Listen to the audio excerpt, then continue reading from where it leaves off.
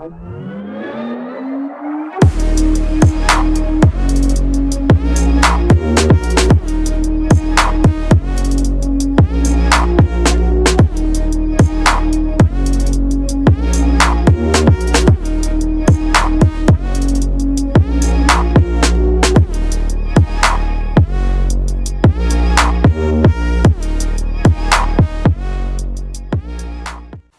up, everybody? Welcome back to Legit Whiskey Reviews, and today we have another special bottle. This is bottle number 2, gifted to me by Ray. So once again, Ray, thank you so much. I appreciate it. These are great gifts, and once again, thank you. So the bottle that we're reviewing today is the ever elusive Elijah Craig Barrel Proof. This is the C920. So this bottle comes out of Heaven Hill Distillery. And every year they release 3 batches of this Elijah Craig Barrel Proof, and they all differ in proof, and they differ in smell, taste. Every batch is different. So they release the A, the B, and the C batch. The A is typically in January, the B batch is typically in May, and then the C batch is usually around September. So this one, like I said, is the C920, so 920 being September and then 2020. This is 132.8 proof, so that is 66.4% ABV. And this is non-chill filtered, and it's uncut straight from the barrel. And it's aged 12 years. So this bottle here, the reason I said, the ever elusive Elijah Craig Barrel Proof is because this is the first bottle of the barrel proof that I've ever been able to get, and I didn't even find it in my own state. Like I said, Ray gifted it to me all the way from Las Vegas. This is just one of those bottles that if you ever do see it at the liquor store, the owner either keeps it for themselves or they hike up the price to extremes, and then if you go online, you're gonna be paying $150 and up for this bottle. This one, the MSRP on this regular price is $69.99. So for that price, it's amazing. This is one of the best, I think, besides the Knob Creek single barrel. This one here is one of the best values in bourbon. The only drawback is that it's so limited that it's hard to find. But anyways, enough of the talking, and let's get into the nosing and the tasting of this.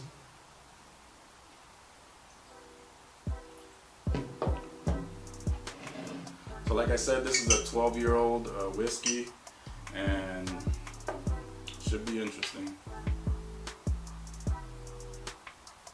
So like I said, I don't have any of I've never had the chance of trying this year's batches as well as other years, so I don't really have anything to compare it to. It would have been nice if I had the A and B batch for this year, but I don't, so we're gonna make do with what we have. So alright, so on the color, this is a nice dark amber color, and it's funny, it completely sticks to the glass. There are like no legs, just completely sticking to the glass. Super oily. Alright, so let's go to the nose.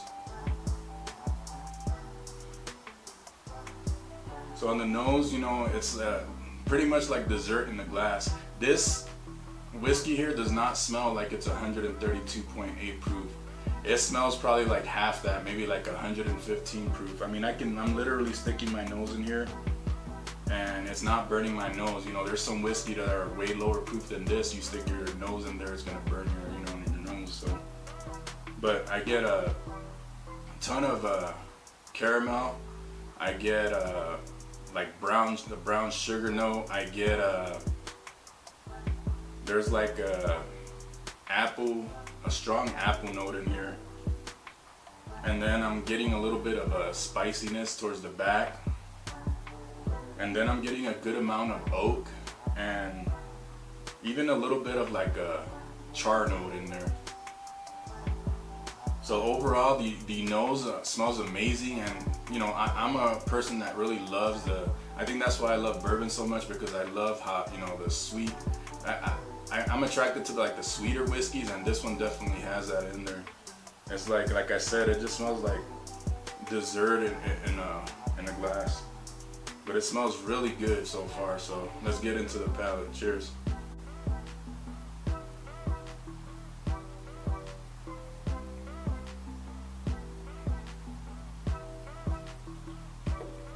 Still going. Feeling it all over. It's just amazing. It just coats the palate so well. Super oily on the palate as well. Completely coating the palate. The first thing that hits me once again is the sweetness up front. I'm getting a lot of caramel, brown sugar. I'm getting the fruit note up front. It's like a dark fruit.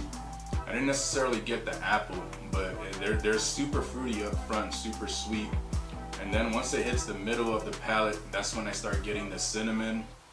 I start getting the, it's very spicy.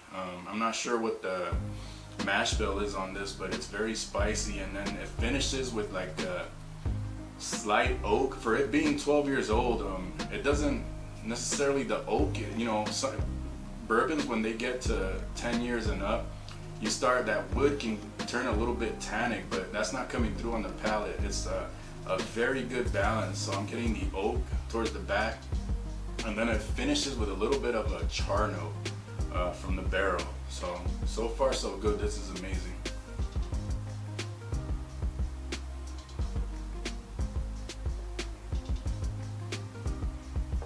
The second time, the sweeter notes kind of like move to the background a little bit, and now I'm getting more of the cinnamon, more of the spice. I'm getting more of the oak. There's a slight pepper note in there as well. So this is really, really good. It's amazing. It's pretty complex on the palate, and it's really coating the palate pretty well. I like this is amazing. Usually in my reviews, as you guys know, I don't typically put water in my whiskeys. For me personally, I just feel like a lot of times it doesn't change it for the better. But with this being such a high proof, I'm definitely gonna add some water to this and see if it changes, or if it changes for the better, or if I don't like it as much. So I just wanna try adding a little bit of water here just to see what it does to the whiskey. Like I said, it being such a high proof, it should be interesting.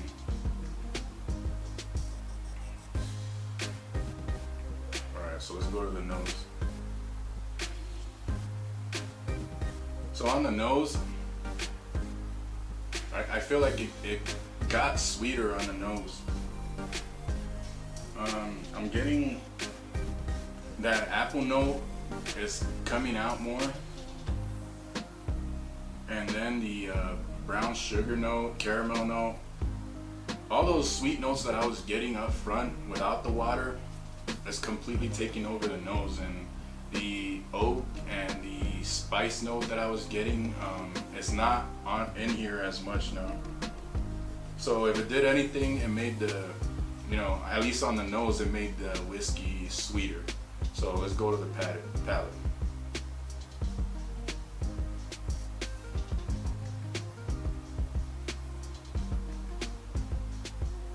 So on the palate, while it did get sweeter, I'm getting more of the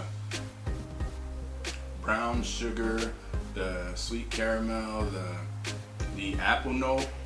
It changed towards the back.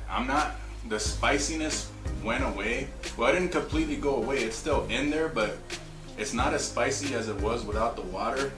And I feel like the oak note that I was getting is more pronounced now, like it came forward more.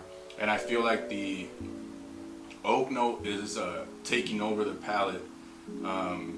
So, it just depends on what you like. If you like an oaky whiskey, sweet and oaky, I would add the water to it. I don't think it necessarily made it worse, but I don't feel like it made it better. My personal preference, I just like it just the way it is, So yeah, I would go without the water, but I don't see anything wrong either way. Like, I feel like it brought something different with the water, so it made it pretty interesting. So, this is an amazing whiskey. It's a steel. for $69.99 for a 12-year-old whiskey. You know, it's just so hard to find, and that's the only drawback to this. But besides that, this is probably one of the best whiskeys I've tried this year and last year and for a long time. Just, you know, this is solid. I'm gonna give it an A+. It's just, you know, I can't say anything bad about it besides the availability. You know, that's the one drawback, but this was amazing. Once again, thank you, Ray. I appreciate it. So if you like my content, remember to hit that like button. Remember to subscribe. Don't forget about the notification bell. You can also catch me on Instagram at LegitWhiskeyReviews, and keep it legit and do it for the love of whiskey. Cheers.